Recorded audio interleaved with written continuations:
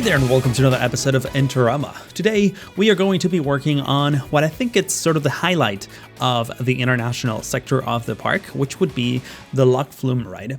And we're going to be trying to sort of copy the original design as much as I can, even though the game has some limitations that I'm unable to circumvent, but I'll do my best. However, before we get into the details of this build, I do want to point out that I'm kind of hopefully recovering from a cold. That's why I guess my voice sounds a little bit nasally, but do not mind that. Hopefully it's not too disturbing. What you see on the screen right now is indeed the remains of the double Flume ride, actually, not just a single Flume ride like we have in Planet Coaster. And that's what I meant by not being able to recreate it to 100%.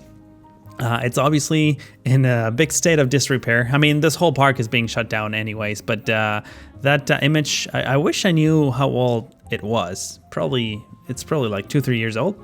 And this ride originally was built in 1987. I do have a lot of technical details that I'm going to be sharing with you if that's kind of your thing. It was built by the Interama Corporation from Switzerland.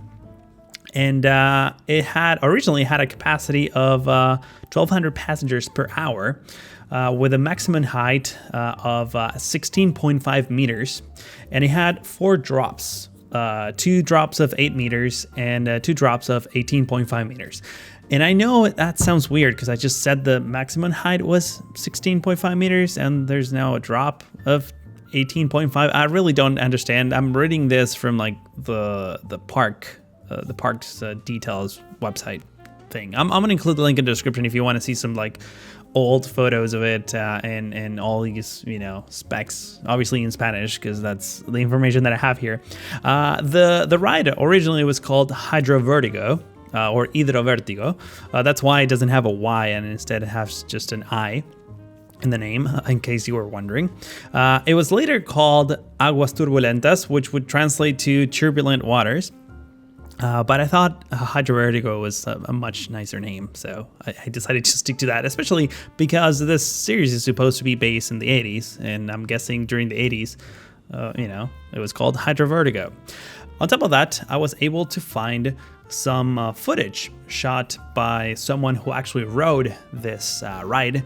According to the video, because it actually has a timestamp printed on the video itself. That's very old school. It was shot in 2003, and you can basically have a POV, a real life POV of what this ride used to look like and feel like when it was still operational. So if you're into that kind of thing, I'm going to include the link in the description, and I'm probably also going to include a little card on the top right corner so you can check it out after this video is over.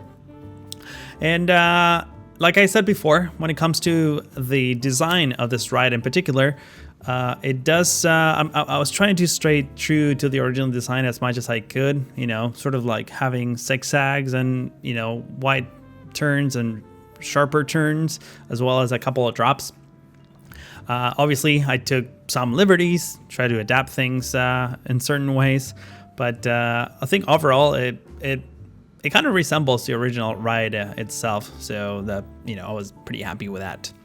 And obviously it has a big pool in the middle that I don't know if you saw at the beginning, or if you paid attention at the beginning when I showed that Google Earth clip. The bottom floor of this ride looks, it's definitely not grass. It looks like a cement pool. And in a moment, you're going to see me try a few different tile designs to sort of cover the ground floor and sort of tint the water that way. It's similar to what I did in my City Skyline series, in case you've seen those.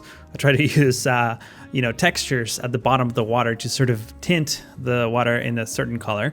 And obviously, in this case, I wanted to go for a darker color, like I wanted basically a black sort of cement. And this metal roof is the best I was able to find. However, I later changed my mind, even though it looks okay. I later changed my mind and got rid of it. So now we only have sort of grass at the bottom, which I think looks nicer. It's definitely still, by the end of this episode, we're still going to be adding more details to it, and I'll probably talk about those in just a few moments. Now, I want to switch gears for a moment to talk about something really exciting that happened just 48 hours before I was recording this commentary, and that is update 1.2. The spring update just came out, and it's 100% free. So if you already own Planet Coaster, you definitely need to go check that out. It does have a lot of things: new rides, new decoration pieces, new characters, and actually talking about new decoration pieces, I also noticed. I'm sure it has, a lot of bug fixes and things like that, but I did notice that the menus, when you're browsing through the hundreds of different decoration pieces, it loads slightly faster. It used to be really slow, and it still is. I mean, these things should be cached. I'm not a programmer expert or anything, but I can understand how a search box or a browsing list could be slow if you have a ton of like third-party content that you need to index every single time. But man, this thing is really slow. I think it should be way faster than it is. That being said, it's still faster than it used to be, so that's definitely an improvement. And I haven't played all that much with all these new things. I have, though, added some of these new security guards. The reason why I did that is because I was always getting this notification by the game saying that there were thieves in my park and they were mugging people. So I added about 10 security guards, and I'm still not able to, control the crime wave that is taking place in Interama. I don't know exactly how this works. I don't know if that's a feature or a bug. I know that there are some security camera things that you can add. I have not added any of those, so it's maybe that's why they're not really working efficiently. But I hope I don't have to fill the rest of the park with like hundreds of security guards and security cameras, because that wouldn't look great, I don't think. And hopefully it's just a bug that they will patch relatively soon. And what's also new for this update is from all the rides that are out, the one that I'm most interested in is the go-karts. And I mentioned this in the previous episode, but that will be sort of the last big ride. Actually, that will be the next ride that we're going to be working on after this Flume, to sort of complete the international sector, which is, I'm really, really excited about that. And I really want to move on to other areas of the park. I don't know if I mentioned that or not. I did record this segment a couple times, so I do apologize if I'm repeating myself. But, me having this cold doesn't make things any easier. But I haven't, like I said before, I haven't been able to really test all these new rides.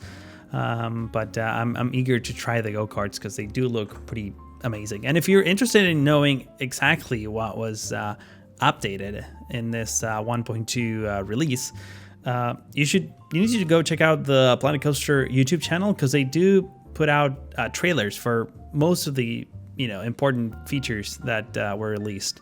And they have 1-2 minute clips that you can watch in order to see like a fun animation of all these new things. So I highly encourage you to go check that out. Now, going back to the time lapse, we should probably talk about what I'm doing on the screen right now. And as you can see, I'm starting to sort of terraform this little sandbanks that I was mentioning a second ago near those pools. And then I decided to start adding some rocks around it, so they look a little bit more naturey. Yeah, you know what I mean. Just sort of make things blend in, because up until this point, all the elements look kind of like separated.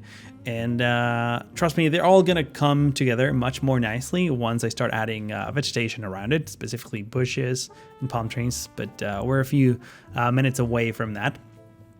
Adding the rocks, these are not things that were in the original design, by the way, or at least I wasn't able to find such a detailed style. But I definitely wanted to add detail to it, and I wanted to make it a little bit jungly, and that's why I was going for that type of vegetation, even though we haven't used any of that yet. Now, one thing that I realized is that this little train ride needs to loop around the park, and I pretty much hit the limit, or like the limit of the park, basically the border that doesn't allow you to build any further than that.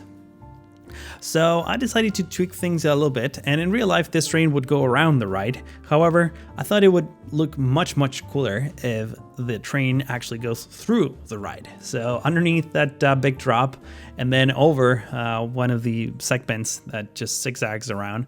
I thought that was kind of a nice addition, and I was really excited on how that came out. I really dislike, I can't stress this enough, this whole building system of like building segments that you're like able to stretch to some degree and contract to some degree, but then if there's terrain, it kind of like you're forced against it and you can't really do much. It's so like not flexible.